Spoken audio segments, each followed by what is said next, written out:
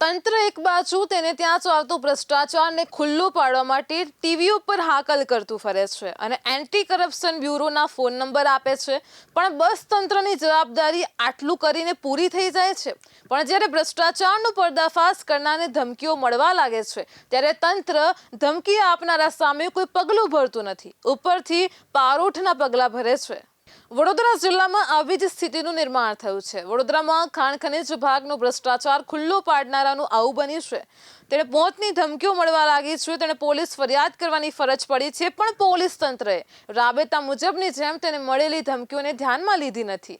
Police સામાન્ય રીતે ગુનો બને છે તેના પછી આવે છે અને હવે આ કિસ્સામાં વેપારીએ ફરિયાદ નોંધાવી છે, ત્યારે પોલીસ શું કાર્યવાહી કરશે તેના ઉપર નજર છે। હવે ભ્રષ્ટાચારીઓની સામે પડનારો આ વેપારી જાય તો પછી ક્યાં જાય? તેણે કદાચ હવે હાઈકોર્ટના દરવાજા ખખડાવવા પડે તો આશ્ચર્ય નહીં થાય। આમ લાંચ રૂશ્વતને લઈને તંત્ર જે દાવા કરે છે, સ્થિતિ તેનાથી વિપરીત છે। લાંચ લેનારાઓનો પર્દાફાશ કરનારની શું સ્થિતિ થાય છે તે વડોદરાના વેપારીને પૂછી જુઓ, જેણે અધિકારીઓની લાંચની ધમકીની એસીબીને જાણ કરી અને તેને પકડાવી દેતા હવે તેને ખનન માફિયાઓની મોતની ધમકીઓ મળવા લાગી છે। જાણે ખનન માફિયાનો મોટો ગરાસ આના કારણે લૂંટાઈ ગયો છે। વડોદરાના મકરપુરા વિસ્તારમાં રહેતા કરજણ તાલુકાના રેતીના વેપારીએ રેતીનો સ્ટોક કરવા માટે ઓનલાઈન મંજૂરી માંગી હતી। આ મંજૂરી માટે ખાણ ખનિજ વિભાગમાં સિનિયર ક્લાર્કે મંજૂરી મેળવી આપવા માટે રૂપિયા 2 લાખની લાંચ માંગી હતી। આ સિનિયર ક્લાર્ક યુવરાજસિંહ ગોહિલનું કહેવું હતું કે આ રકમ સ્ટાફમાં વહેંચવાની હોય છે।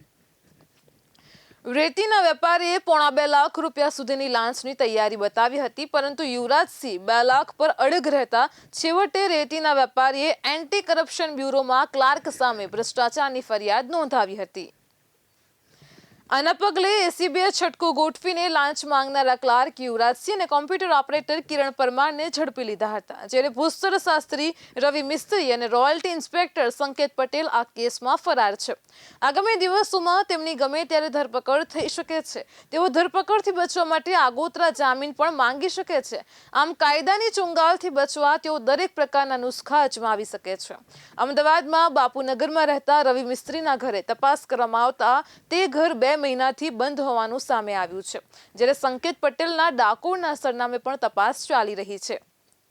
સિનિયર ક્લાર્ક યુવરાજસિંહ ગોહિલને એસીબીએ રંગે હાથ પકડ્યો।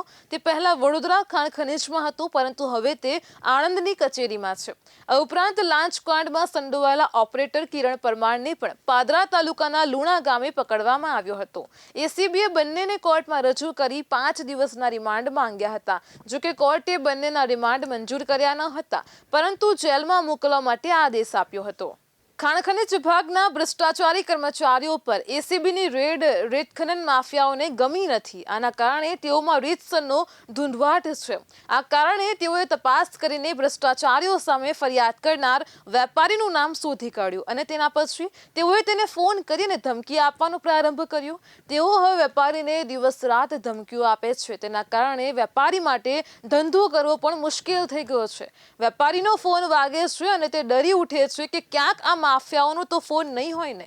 આજે આ વેપારી રીતસર ડરનો માર્યો ધ્રુજે છે। તેને લાગે છે કે તેણે ક્યાંક ભ્રષ્ટાચારીઓ સામે ફરિયાદ કરીને ભૂલ તો નથી કરી દીધી ને?